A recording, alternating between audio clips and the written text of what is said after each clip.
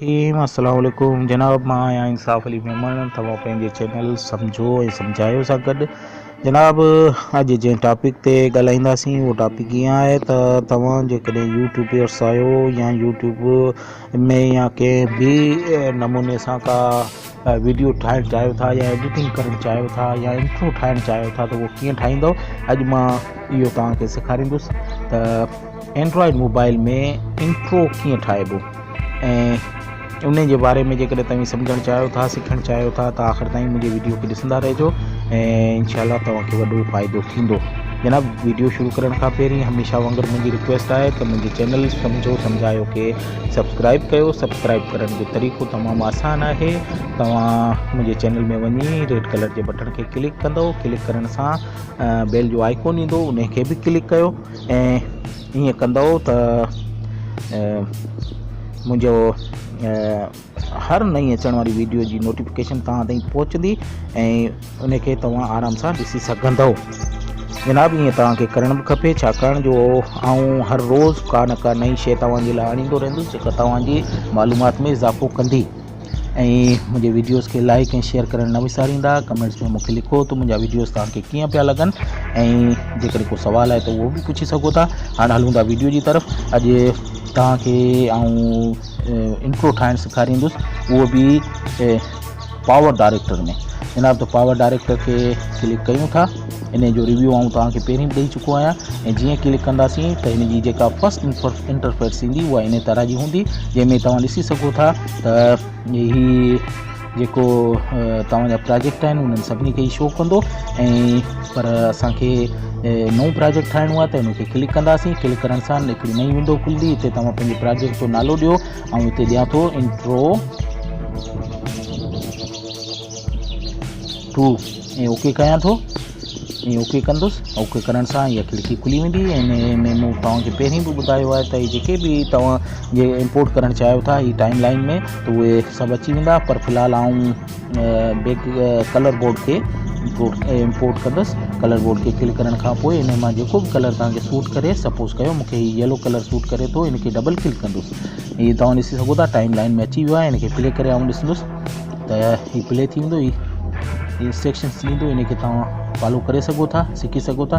जनाब हीउ प्ले थिए पियो पर हींअर इन में का शइ कोन्हे। इन जी टाइमिंग खे थोरो इंक्रीज़ कंदासीं। इंक्रीज़ करण जे लाइ इन खे जीअं ई आऊं क्लिक कंदुसि त हीउ सिलेक्ट थी वेंदो। सिलेक्ट करण खां पोइ ॿ रेड कलर जा जेके नंढड़ा डॉट्स तव्हांखे नज़र अचनि पिया, इन्हनि मां हिकिड़े खे झले तव्हां जेकॾहिं हीउ थोरो ड्रैग कंदव त जेतिरी टाइम चाहियो था ओतिरो वधाए सघो था। हाणे तव्हां ॾिसी सघो था हिन खे आऊं 20 सेकंड ते रखां थो ऐं हाणे आऊं पंहिंजे वीडियो खे शुरू कंदुसि। शुरू करण जे लाइ फस्ट में वेंदासीं। हिते मथे जेके ऑप्शन आहिनि इन्हनि मां लेयर खे क्लिक कंदुसि। लेयर खे क्लिक करण सां ही तव्हां ॾिसी सघो था मुख़्तलिफ़ शयूं अची वियूं आहिनि। इन मां सभिनी खां पहिरीं जेको आहे टाइटल। ऐं छो त इंट्रो ठाहियां पियो इन करे मूंखे टाइटल जी ज़रूरत पवंदी।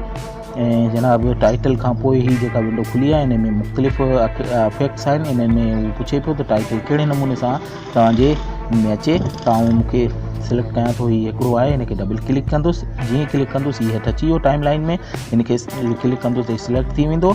इन खे थोरी देरि क्लिक करण खां पोइ तव्हां ॾिसी सघो था हीअ हिते अची वियो आहे। ऐं हिते वाइट कलर जे बटन खे क्लिक करे पहिरीं इन जी साइज़ खे थोरो इम्प्रूव कंदुसि। ऐं हाणे हिन में एडिटिंग करणी आहे त हीअ पेंसिल जे निशान खे क्लिक करे हीअ टी जो जेको आहे जिते लिखियलु आहे टाइटल डिज़ाइनर, इन खे क्लिक कंदुसि। जनाब इन खे क्लिक करण सां इहा शइ अची वई, लेकिन उन खां पहिरीं मां टाइटल ॾींदुसि। उन खे इन करे इन स्क्रीन ते थोरी देरि इन खे कंदुसि त हीअ अची वियो। ऐं इन खे इन बोर्ड ते क्लिक करे मां इन जेको लिखियलु आहे इन खे रिमूव कंदुसि। रिमूव करण खां पोइ मूंखे जेको लिखिणो आहे उहो लिखंदुसि। मां लिखां थो वेलकम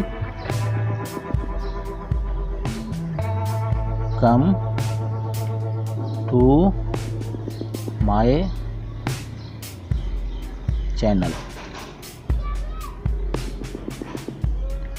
हीअ लिखण खां पोइ ही राइट जो जेको राइट साइड ते जेको निशान आहे इन खे क्लिक कंदुसि त तव्हां ॾिठो इहो जेको मूं लिखियो इहो अची वियो। हाणे इन खे वधीक एडिट करण जे लाइ वरी ऐं पेंसिल जे निशान खे क्लिक करे टाइटल डिज़ाइनर ते क्लिक कंदुसि। ऐं क्लिक करण खां पोइ तव्हां ॾिसी सघो था हीअ विंडो खुली वई आहे। सभिनी खां पहिरीं मां इन जा फॉन्ट्स चेंज कंदुसि। फॉन्ट्स चेंज करण जे लाइ फॉन्ट्स जे हेठि जेके बि विंडो आहे इन खे क्लिक कंदुसि त मुख़्तलिफ़ क़िस्मनि जा फॉन्ट्स अची वेंदा। इन मां को बि तव्हां सिलेक्ट करे सघो था जेको तव्हांखे सूट करे। जनाब इन में काफ़ी क़िस्मनि जा फ़ॉन्ट्स आहिनि जेको तव्हां चाहियो। मूंखे हीअ फ़ॉन्ट्स पसंदि आहे, इन करे आउं सिलेक्ट कंदुसि। इन खे तव्हां ॾिसी सघो था, हीअ चेंज करे छॾियो आहे। इन जी लोकेशन खे बि सेंटर कंदुसि। सेंटर करण सां हीअ विच में अची वेंदो। इन जी साइज़ खे थोरो इम्प्रूव कंदुसि। इम्प्रूव करण खां पोइ जेकॾहिं कलर चेंज करणु चाहियो था त कलर में तव्हां ॾिसो था, कलर पैलेट में मुख़्तलिफ़ कलर्स आहिनि, जेको चाहियो तव्हां इस्तेमालु करे सघो था। ऐं हीअ येलो कलर खे क्लिक कंदुसि। हीअ मूंखे सुठो पियो लॻे। हीअ करण खां पोइ हीअ जेके ए आहिनि, इन मां सेकेंड ऑप्शन जेको आहे बॉर्डर जो, इन खे क्लिक कंदुसि ऐं इन खे थोरो बॉर्डर ॾींदुसि। बॉर्डर ॾियण जे लाइ पहिरीं कलर खे चूज़ कंदुसि। कलर मूंखे ब्लैक पसंदि आहे, त इन करे आउं इन खे कंदुसि ऐं इन जी साइज़ खे थोरो इम्प्रूव कंदुसि। हीअ तव्हां ॾिसी सघो था, हिते सुठो पियो लॻे। ऐं हीअ करण खां पोइ आउं प्ले खे क्लिक कंदुसि त हीअ प्ले करे ॾेखारींदो त कीअं तव्हांजो इहो टाइटल ईंदो। हाणे जनाब, तव्हां हिकिड़ी ॻाल्हि महसूसु कई हूंदी त हिन जी जेका टाइमिंग आहे थोरी वधीक आहे, त इन खे आउं कुझु घटि कंदुसि 4 सेकेंड ते करे। उन खां पोइ इन बोर्ड खे टाइम लाइन ते क्लिक करे वरी लेयर में वेंदुसि ऐं जीअं इंट्रो पियो ठाहियां त वरी ॿियो टाइटल ॾींदुसि। टाइटल ॾियण खां पोइ हिते मुख़्तलिफ़ इफेक्ट्स अची विया आहिनि। तव्हां कंहिं बि इफेक्ट सां जेकॾहिं करणु चाहियो था त करे सघो था। इन में मुख़्तलिफ़ आहिनि, कंहिंखे बि ट्राई करे सघो था। मूंखे इहो ई इफेक्ट्स पसंदि आहे जेको मूं पहिरीं सिलेक्ट कयो, त इन खे डबल क्लिक कंदुसि। हीअ अची वियो। वरी इन खे उन ई वांगुरु सिलेक्ट करे इन जी साइज़ खे थोरो इम्प्रूव कंदासीं ऐं पेंसिल वारे एडिट में वेंदासीं ऐं टाइटल डिज़ाइनर खे क्लिक कंदासीं। टाइटल डिज़ाइनर खे क्लिक करण खां पोइ अची वियो। पहिरीं पाण पंहिंजे टेक्स्ट खे चूज़ कंदासीं त इन खे स्क्रीन ते क्लिक कंदो त हीअ टेक्स्ट वारी विंडो खुली वेंदी। हिन खे तव्हां पहिरीं जेको लिखियलु आहे इन खे रिमूव कंदो। रिमूव करण खां पोइ जेको कुझु तव्हां लिखणु चाहियो था उहो लिखी सघो था। हाणे जनाब, आउं लिखंदुसि मुंहिंजे चैनल जो नालो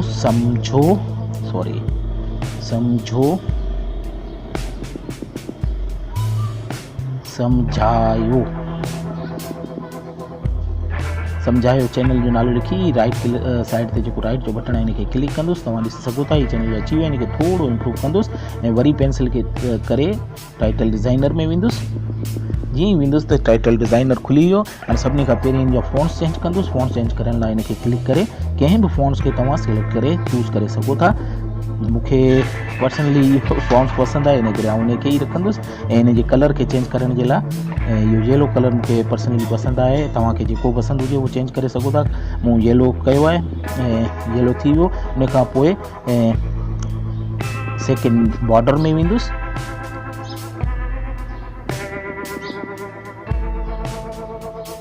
हीअ बॉर्डर में अची वियो आहे। हाणे बॉर्डर कलर खे आउं पहिरीं ब्लैक कंदुसि। ब्लैक करण खां पोइ इन जी साइज़ खे थोरो इम्प्रूव कंदुसि जिते मूंखे सूट करे।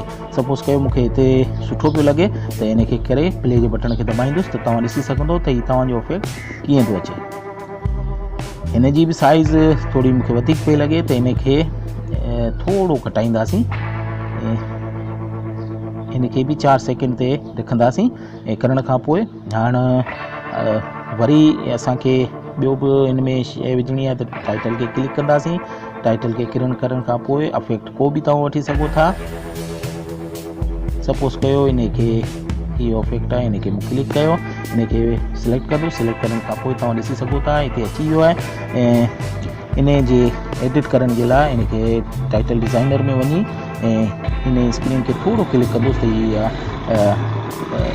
राइटिंग बोर्ड खुली वेंदो। इन में पावर डायरेक्ट खे रिमूव करे इन खां पोइ तव्हां जेको लिखणु चाहियो था लिखो। मूं लिखियो प्लीज़ सब्सक्राइब माय चैनल।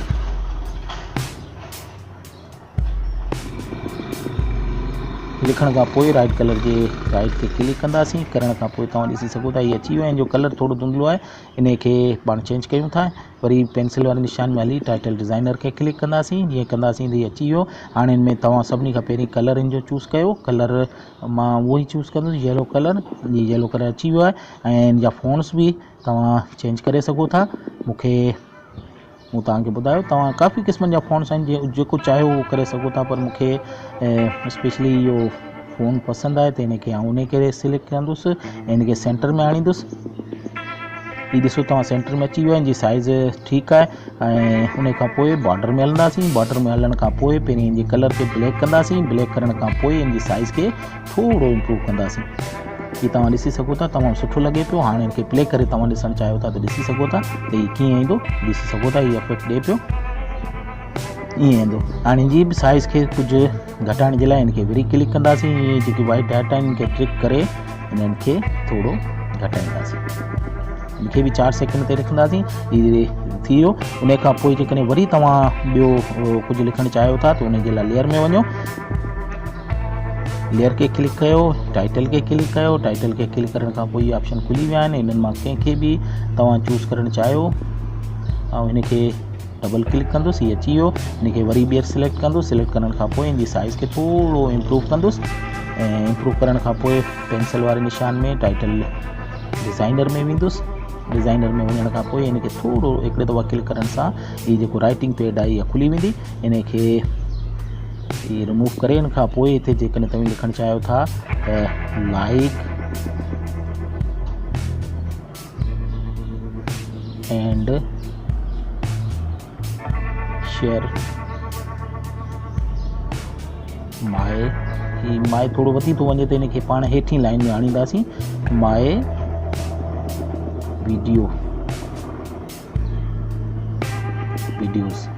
करे इन खां पोइ राइट जे क्लिक कंदासीं। तव्हां ॾिसो इहे अची वियो, हिनजी साइज़ खे थोरो इम्प्रूव कंदासीं। इम्प्रूव करण खां पोइ वरी हिनखे एडिट करण जे लाइ टाइटल डिज़ाइनर में हलंदासीं, हिनजो फ़ॉन्ट्स चेंज कंदासीं।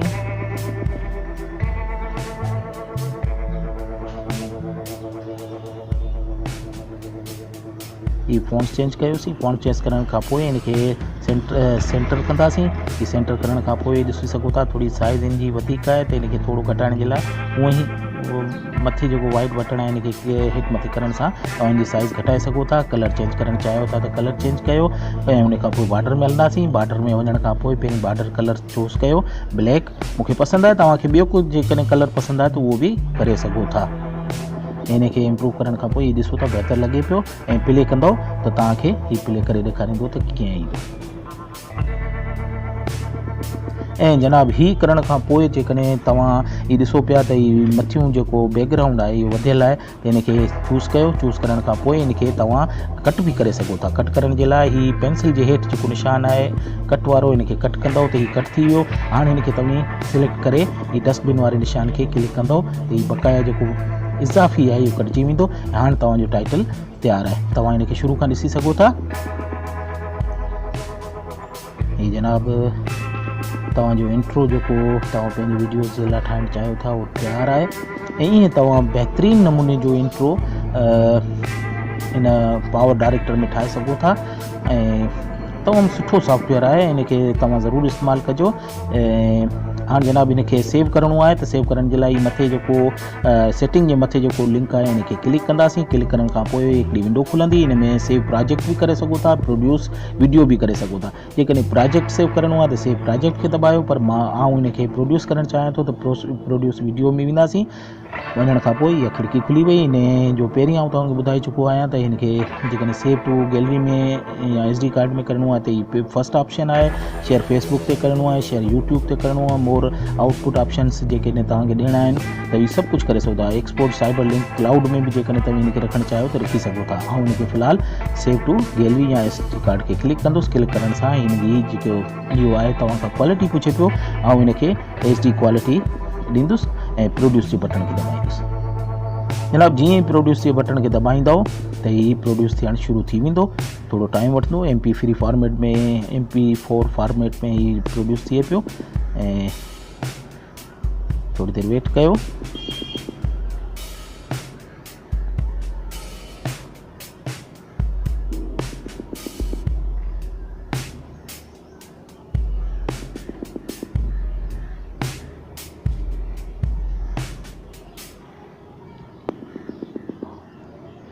ही साईं प्रोड्यूस थी वियो आहे। हिनखे प्ले नाउ बि करे सघो था। प्ले नाउ ते क्लिक कयो ऐं जेकॾहिं क्लिक कंदव त हीउ प्ले थी वेंदो। हाणे तव्हां ॾिसी सघो था त हीउ तव्हांजो कीअं थी वियो आहे, पर हीउ डायरेक्ट प्ले नाउ करण खां बहितर आहे त तव्हां हिनखे ओके कयो। ओके करण खां पोइ जॾहिं सेव थी वेंदो गैलरी में उते तव्हां वञी हिनखे ॾिसी सघो था। जनाब त हीउ हो जेको मुंहिंजो वीडियो जंहिंमें मूं कोशिशि कई त तव्हांखे सेखारियां त पंहिंजे चैनल जे लाइ जेकॾहिं बेस्ट इंट्रो तव्हां ठाहिणु चाहियो था त कीअं ठाहे सघो था, उहो बि एंड्रॉयड मोबाइल में। त जनाब वीडियो ख़त्म करण खां पहिरीं मुंहिंजी उहा ई रिक्वेस्ट आहे त मुंहिंजे चैनल सम्झो सम्झायो खे सब्सक्राइब कयो। सब्सक्राइब करण जे लाइ रेड कलर जे बटन खे क्लिक कयो, बेल जो आइकॉन ईंदो उन खे बि क्लिक कयो।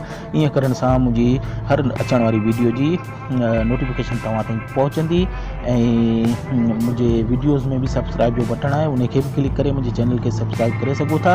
ऐं ईअं तव्हांखे करणु बि खपे, छो त आउं डेली बेसिस ते का न का नई शइ तव्हांजे लाइ आणींदो रहंदो आहियां ऐं जेका तव्हांजे लाइ तमामु फ़ाइदेमंद हूंदी आहे ऐं तव्हां उनखे बहितर नमूने सां ॾिसी सघंदव। जनाब, मुंहिंजे वीडियोज़ खे शेयर ऐं लाइक करणु न विसारींदा ऐं कमेंट्स में मूंखे लिखो मुंहिंजा वीडियोज़ तव्हांखे कीअं पिया लॻनि ऐं जेकॾहिं को सुवालु आहे त उहो बि पुछी सघो था। इंशाल्लाह मां उन जो जवाबु ॾींदुसि। इन सां गॾु वीडियो खे ख़तमु कयां थो ऐं इन दुआ सां त अल्लाह करे जिते हुजो आबाद ऐं ख़ुशि हुजो। चङो, अस्सलाम वालेकुम, अल्लाह।